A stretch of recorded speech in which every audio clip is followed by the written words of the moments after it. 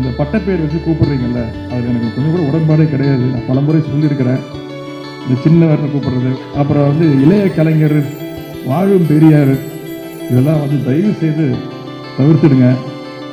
நான் எப்பவுமே உங்க வீட்டு பிள்ளையா இருப்பேன், உங்க வீட்டு செல்ல பிள்ளையா இருக்கணும்னு ஆசைப்படுறேன். வாழும் பெரியார், இளைய கலைஞர், சின்னவர் என தனக்கு பட்டப்பெயர் வைத்து அழைப்பதில் உடன்பாடு இல்லை என அமைச்சர் உதயநிதி ஸ்டாலின் கூறியுள்ளார்.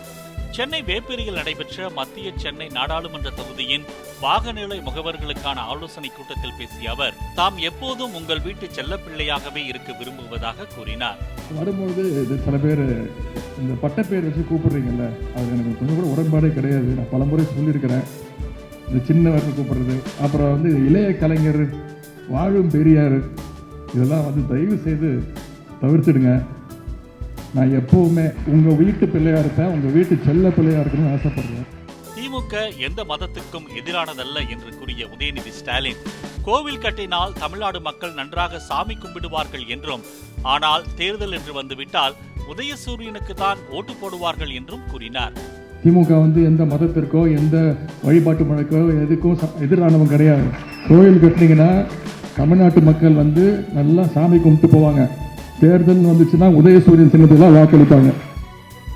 நான் எப்பவுமே, நான் இப்போ சட்டமன்ற உறுப்பினர், இளைஞரணி செயலாளர், அமைச்சர், இதெல்லாம் இன்னைக்கு வரும், நாளைக்கு போயிடும்.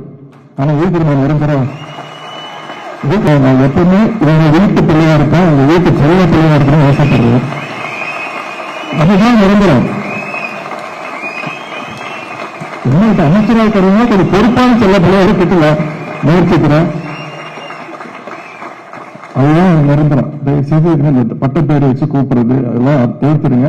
எனக்கு இன்னொரு பெரிய பெருமை, அந்த சேகா பண்ணலுக்கு நான் நன்றி சொல்லணும். எனக்கு இந்த பெரியார் திடலில் அந்த நிகழ்ச்சியை ஏற்பாடு செஞ்சிருக்காரு பார்த்தீங்களா, அதற்கு அது எனக்கு கூடுதல் பெருமை. அதுபோல அந்த நேரம் அவர் சொன்னது போல தொடர்ந்து பாகமுகவர்கள் மாநாடு தலைவர் அவர்கள் ஒவ்வொரு ஜோனா போய் கலந்துக்கிட்டாங்க. ஒரு 5 மாநாட்டில் கலந்துக்கிட்டாங்க. ஆனா இன்றைக்கு நாம சந்திக்க போற, களத்தில் காண போற நாடாளுமன்ற தேர்தலுக்கு தமிழ்நாட்டிலேயே ஒரு மாவட்டத்தில் பாகமுகவர் மாநாடு நடக்குதுன்னா, ஆலோசனை கூட்டம் நடக்குதுன்னா, அது முதல் நிகழ்ச்சி இன்னைக்கு சென்னை கிழக்கு மாவட்டம் தான். அந்த பெருமை சென்னை கிழக்கு மாவட்டம். பேர்தான் ஆரம்பிச்சு வச்சாருன்னா அது எப்பவுமே வெற்றியில தான் முடியும். இன்னைக்கு ஆரம்பிச்சு வச்சிருக்கிறார்.